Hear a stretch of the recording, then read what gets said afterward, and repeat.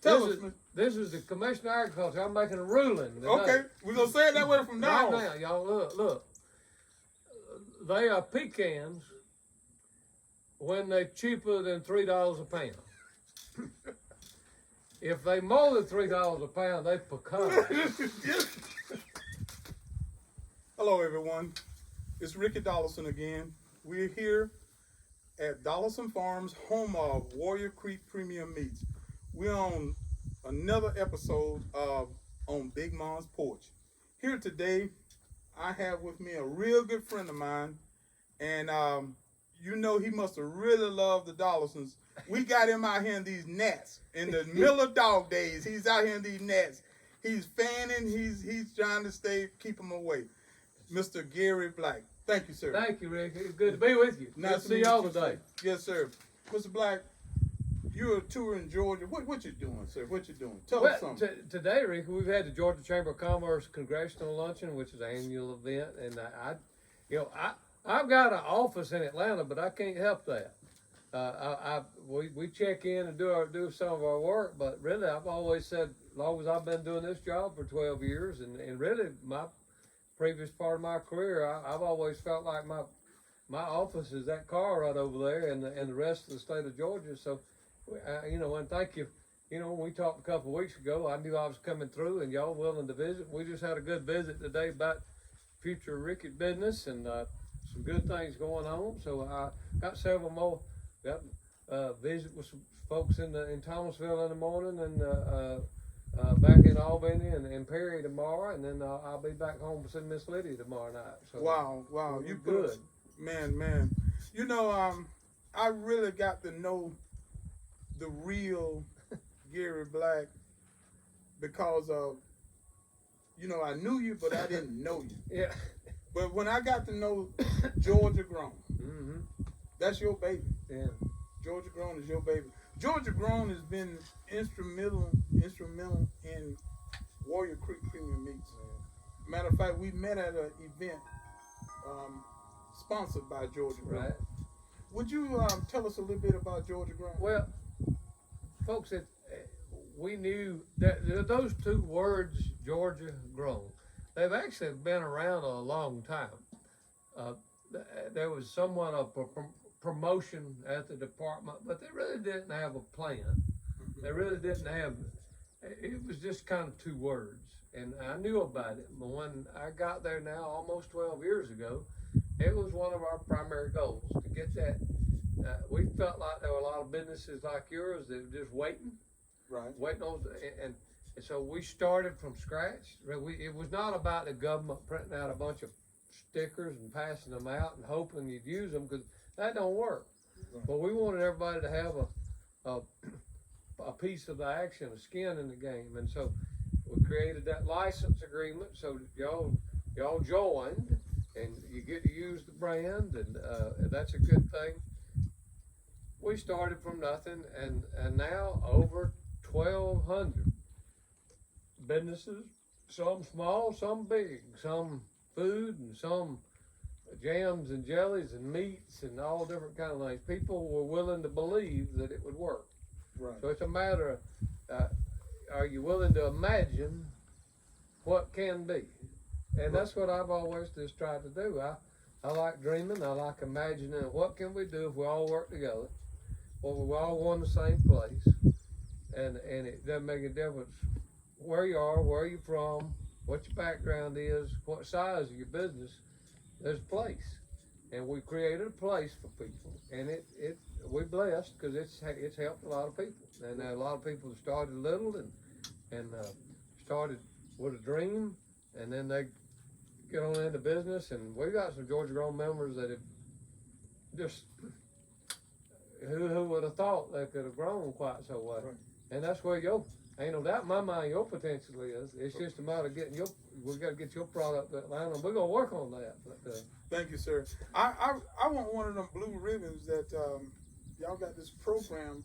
I'm learning more and more about it, where it's different categories, jellies, meats, and all kind of stuff like that. Taste of Georgia. Taste of Georgia. Yeah. Yes, sir. Taste of Georgia. My goal is I want a ribbon. I want to be able to stand on my label, a taste of Georgia winter. Yeah. That's my goal. I don't, You need it.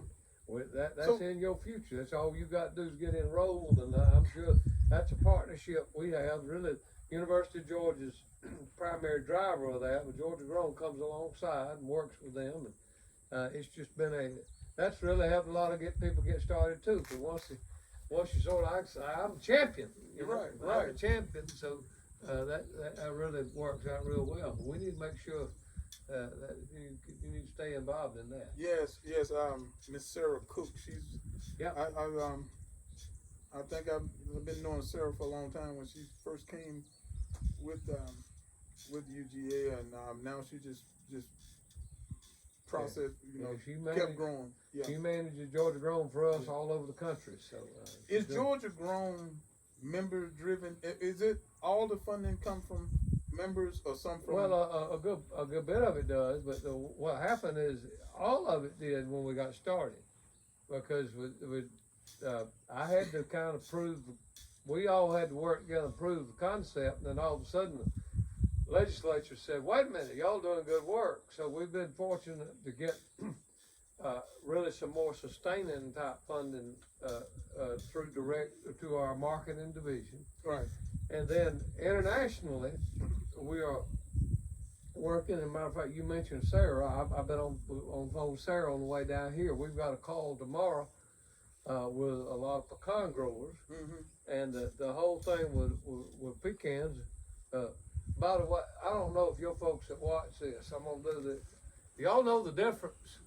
I mean, people say pecan, and they say pecans. Right. And some people say pecan. Randy Hudson over in Irwin County, he said pecan. Y'all won't know what the difference is. I'm gonna tell you. It's like So I'm wait. making a rule. Okay. There's a right way to say it. Okay. I'm fixing to tell y'all. Tell us. This is the Commissioner of Agriculture. I'm making a ruling today. Okay. We're gonna say it that way from now Right on. now, y'all look. They are pecans when they're cheaper than $3 a pound. If they more than $3 a pound, they pecans. Hey, yes, sir. Our problem is we've been selling way too many pecans. That's right. We got to get back to selling pecans. That's right. And Sarah's working on that. We have a trade mission to Asia Wow. coming up in Singapore in September, and we're trying to get some. So from a funding standpoint, we've been competitive. Georgia Grown has grown in its reputation. Yeah. So that we're working with USDA on a 3-year, which is expanded probably now to 5-year because of COVID, a marketing program where we're taking Georgia businesses all over the world. And so this opening is up in Singapore, and we really got to get, we're waiting on just which pecan grower is going to go. Right. And you notice I said pecan, because we're going to sell them for more than $3 a pound. Hey, that's right. Because when now it's pecans, eventually it's gonna be Warrior Creek. Yeah, Whole hog sausage. It's gonna be whole hog sausage. That's right. We need to. There are a lot of places where that could go, and that's where, businesses like you and my daughter and son-in-law they on the cow side, but they sell beef same way you do. Right. Sell it online, sell them to restaurants and things, but they don't do grocery stores. But their business is online is pretty heavy. But the whole issue there is just having enough process, so you can grow your herd to know. And so we're working on some expansions of processing plants in Georgia that really helps small and medium-sized farmers. We're not talking about competing with Tyson and everybody else. You're not going to do that. Right. But we need a place. There's so many places in Atlanta. There's 11 million Georgians. We don't have enough cows and hogs to give them all one piece of sausage and a hamburger. Right. But there are thousands of Georgians that would buy Georgia-grown protein. Amen. From family farmers. Yes, sir. If they knew that's where it comes from. So we gonna keep being real aggressive about that. And I think there's a future. Ain't no doubt in my mind for y'all's operation. Amen. You know, and the reason I asked about how was if you can expand on this, and if you can, I can understand if you can. I like Georgia Grown. Mm-hmm. I like what they do, what they stand for, and there's some things, and I have some aspiration. I want to go. I want to one day, and I want to throw my hat in the ring for Warrior Creek Premium Meats, for Sarah to know that we want to go showcase our product in Chicago, Yeah. in California, Yeah. in New York, Yeah. in Miami, in Yeah. Orlando, all of those places that Georgia Grown go to and support. So I just wanted to, because I knew this was your baby. Yeah. Once you go on to do some other things, will Georgia Grown be there, and you put in a team that it will stay strong after you gone to do. I feel very good about the trajectory, where the program going. You know, it's like you you throw a football, or you shoot a basketball, and you hit a golf ball, and you know once that ball leaves somebody's hand, you can tell it's gonna go in. Right. I mean, like you can tell when it's an air ball too. We don't shoot air balls. We don't. This is, you know, we got to keep popping the bottom of the net and scoring, and I'm sure whoever comes after me that's going to be done. We have a great team. You mentioned Sarah. Matthew Kalinsky manages this program, and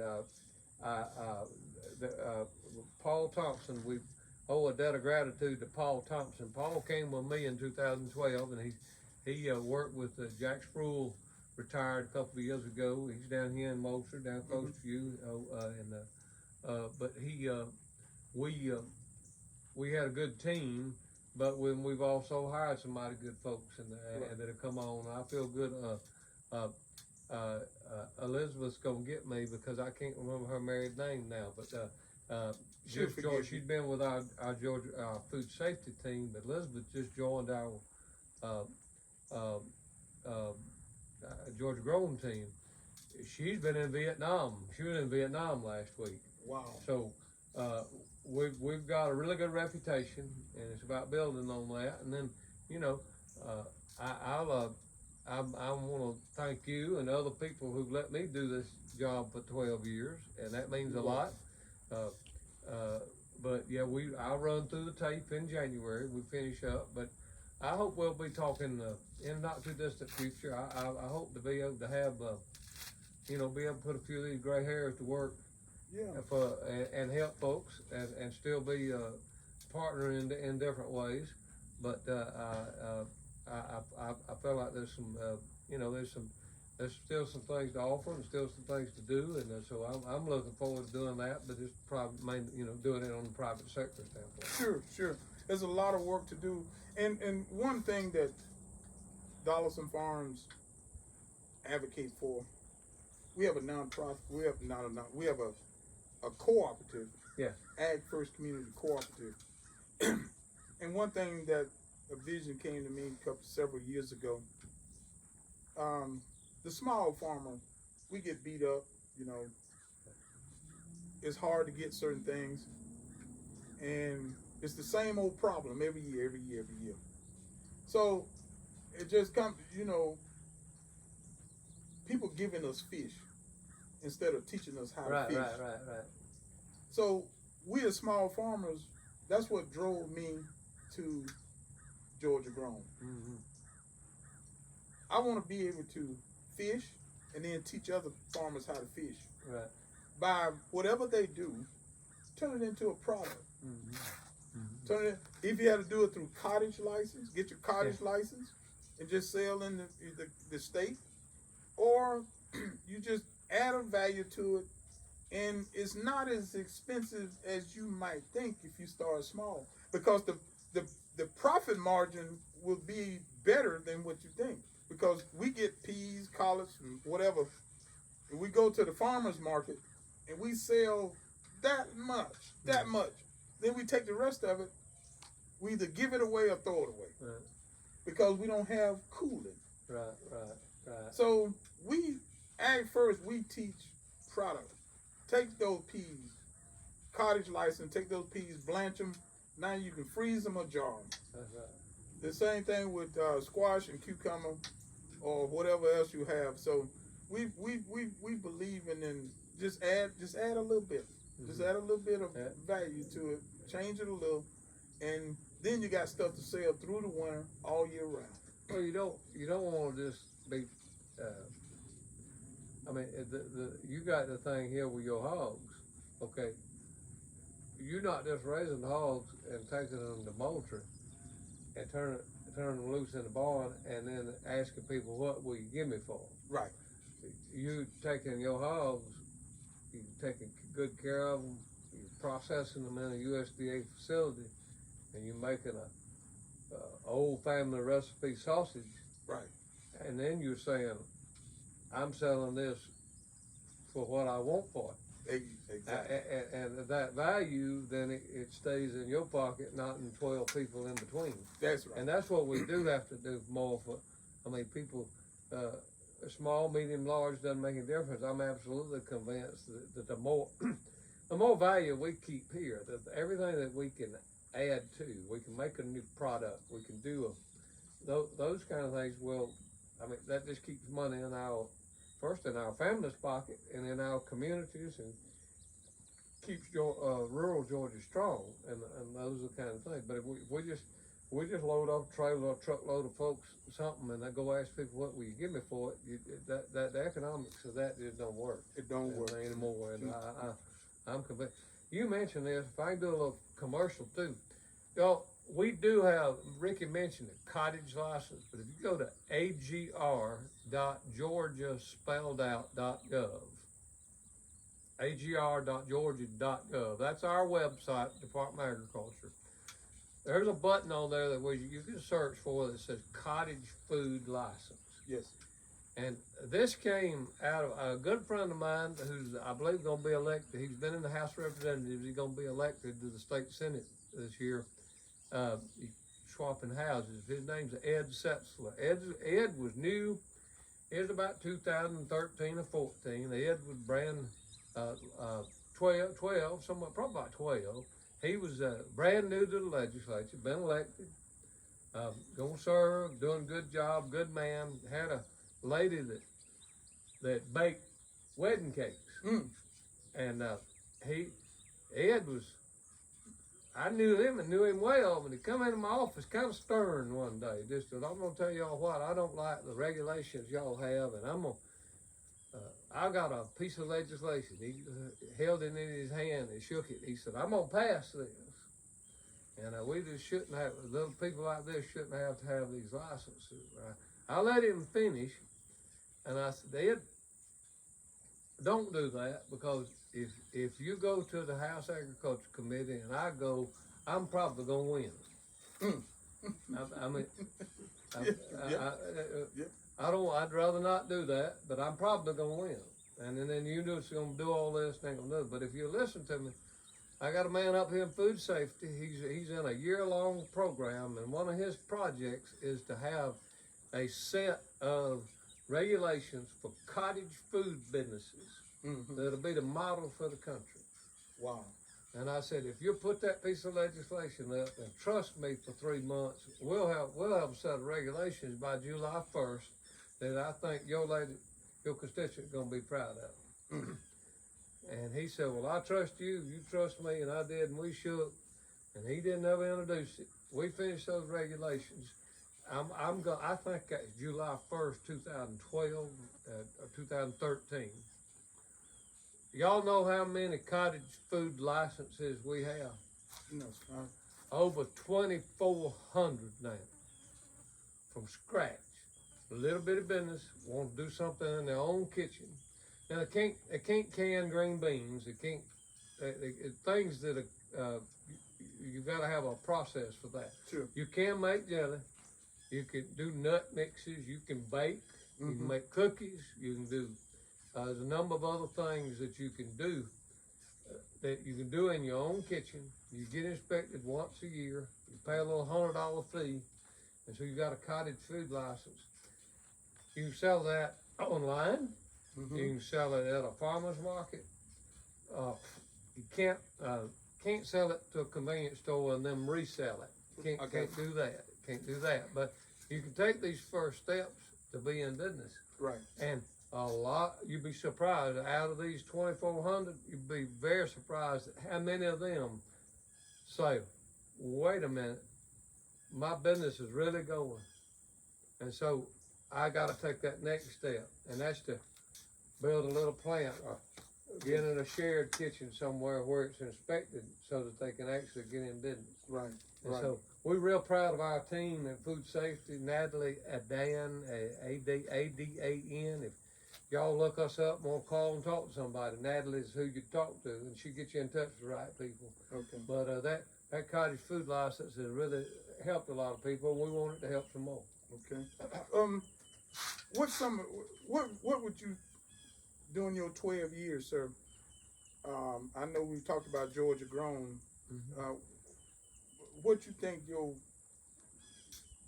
what you most proud of? Ricky, there's several. I mean, Georgia Grown it fights its way up to the top of the list. Makes no difference what you do. I'm proud that we've got stronger career paths for our employees now than we had when I got there. I'm disappointed that we didn't make more progress than we did. Okay. We're better. We are stronger, but the labor market is very competitive, and our folks still are not compensated in the way that they should be. And I'm going to leave disappointed about that, and hope the legislature is going, the governor and everybody will. We've had some progress. We've had some good progress. It's just, I want to. I want to win, and I want a blue ribbon. I don't want a white one or a yellow one. I'd like for us to be closer to blue. Now, where we have made a blue ribbon and all-star cast is we are much, much better. And if I don't know if we lead the nation, but I just don't know how anybody could be better. And we have lots of responsibility in disaster response, emergency preparedness, responding to animal disease like highly pathogenic avian influenza. We have committed significant resources to training, and I just don't think there's a state better, and we're leaving that in great shape. So. Lord willing, we don't want another Hurricane Michael. We don't want another hurricane. I hope we're spared. But the way our teams respond during disaster helps Georgia get back on its feet quicker. Right. We're very professional. The way our animal team, Dr. Jenna Marie Hannibal is the state veterinarian. Dr. Hannibal and her team, Gary Kelly, our Inspector General, the leadership behind responding to animal disease and national disaster is at the best it's ever been in Georgia, and I'm real proud of that. I'm proud of our team, and so a lot of I feel we're blessed. We've been able to do a lot, and people have been good to us. We've had good people, good team members on our team, and good people from the private sector supporting us, and so I have zero regrets and a lot to be thankful for. I got one more, then we'll close. One of my passions is to teach. I was able to convince and get my young kids, generation number 5, to come back to the farm. How I know you can't get this in a 60 seconds, but it's something needs to be done when families have 100, 140, 150, 200 acre farms, and then how can they make a living? It's a shame. Years ago, this farm here took care of 2 grown people and 10 kids. Now, if we're under the guidelines of today, this little bitty farm wouldn't be enough for two people. Right. So what can we do to, what's good you could say, and then it got to be some training and teaching other than saying going online Right. for Right. young people to come back to their land and make it prosperous. Right. Well, agriculture's not going to go back to, you said 140, but let's go, we ain't going back to 40 acres and a mule. No. Not going to. So, in making money from the land, there's no birthright to it. There's no birthright that says, I don't have about 100 acres and I ought to be able to grow 100 acres if I want to. Well, you can if you can make the pencil work. Then more power to you. The profit on that's probably not going to be where it needs to be because just the economy of scale. But you just have to look at the strength of what you have within your family, within your land, and what those resources for, and use the land based upon where the market could be. Right. And that's why your potential Warrior Creek is just vertical. You've got your family farm. I know you grow some of your commodities for feed and all that, but you know, there's gonna be a time where with your children and everybody, if y'all get aggressive in the marketplace and you get the right people buying this and paying, you know, and doing what they're going direct to the consumer. Right. You're situated in an ideal fashion here to grow to meet that. Right. And you know, my goal is you wouldn't even be growing any corn because you let somebody else do that. You focus on the hog and do it right. Right. You know yes. what I mean? Yes. And that's, I think that's one thing just to look at what, I mean, I have a good friend of mine in North Georgia that I know. I mean, he has a big agritourism. People come to his place. They have corn maze. He grows peaches. He grows a lot of other things. He's a real farmer and a large peach grower and grows vegetables and he has 2 farm markets. But last year he had 1 acre of dahlia flowers. 1 acre. I think it was north of $40,000. Wow. He had acres of zinnia flowers, and he charged people to walk out there and take a picture in it. And you said that's them pecans. Now everybody in the world can't do that. You got to be in the right place at the right time. But what I'm saying, I think we have to also be aggressive as small producers. I'm a small producer. I got 39 mama cows. I got 69 acres I grew up on. Yes. I'm small. Well, if we were talking about bulls earlier, what do I do with mine? Okay, I do have a controlled breeding season. I do make sure the steers are cut, that everything's vaccinated. We're on a cycle. But see, right now I have 11 heifers developing from this year's calf crop, last year's calf crop. Those 11 heifers have been on feed. I'm gonna have a lot in them, but they'll be bred in December. And rather than taking those calves in March or April, rather than taking them to the sale barn, and they bring in $700 a piece. My goal is these heifers will be bred, and with the demand for bred heifers next spring, with this, the mama cow population's dropping because of drought in Texas. Right.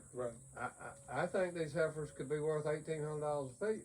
Wow. Yeah. But I know the breeding. They're not necessarily registered, but I know the breeding. My son and I last year we sold 4 bulls because we AI'd and did some embryo work. Those 4 bulls we sold in 2 different sales. they average $2,500 a piece. So off those 4 head, that was 10 grand. Now we had, you know, $1,200–1,300 in them, but still, the net was there. So what I'm saying, even from a small standpoint, I just took 2 bulls. They're gonna be in John. Anybody needs a bull? The name of this sale is in November. It is Affordable. The Affordable sale. It's in the Cayuga County at John Calloway and Mike McCravey. This is their 11th annual Affordable sale. And so we've got 2 bulls in that sale. I expect that they'll bring. I'm gonna be disappointed if they don't bring $2,500, and we'll wait and see. But see, there's 2 there. They had 2 litter mates that I sold at the sale barn this past week. Pretty much the same breeding. Those 2 they were just little smaller versions, but they're not gonna make it. So it's foolish for me to put any more money in them.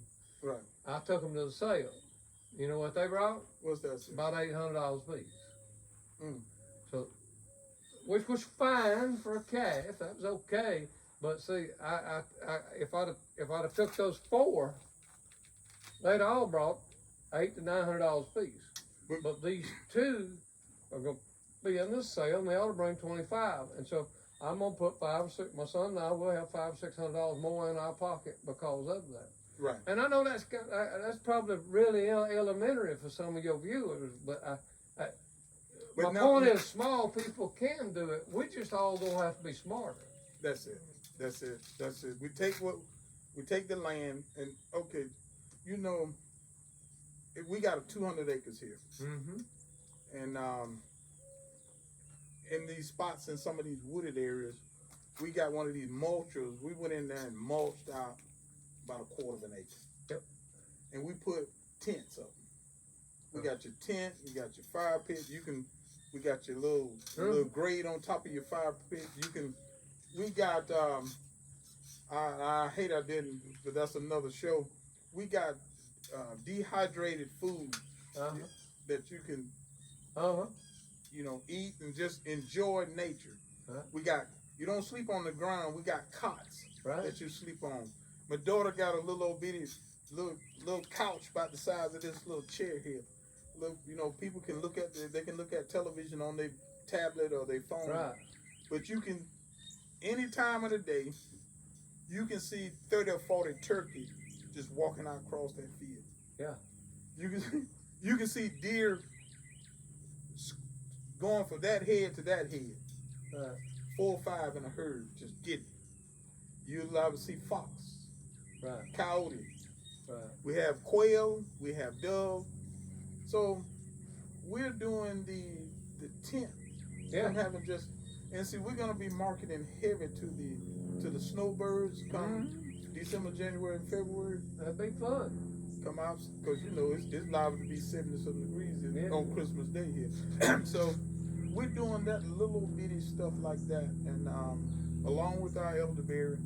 So we're just trying to do more with little than trying to go out and lease thousands of acres.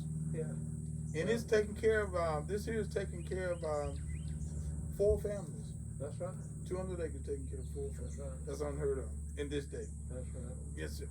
Well, sir, Thank you. appreciate I you. enjoy being with you. Yes, sir. Thank y'all. We'd like to thank each and every one of you for tuning in. And we appreciate our guest here today, Mr. Gary Black, the Agriculture Commissioner from the state of Georgia. And you know, he just gave his plug for Affordable. That lets you know. Dollison Farms, home of Warrior Creek Premium Meats. We have a lot of listeners when the commissioner advertised on Big Mom's Porch.